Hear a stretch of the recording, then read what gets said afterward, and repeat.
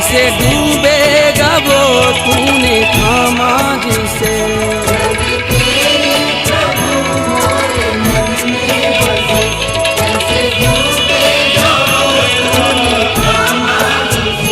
कैसे डूबेगा वो तूने थामा जिसे, थामा जिसे।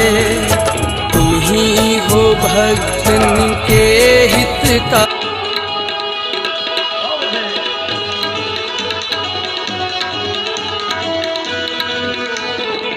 आगे भी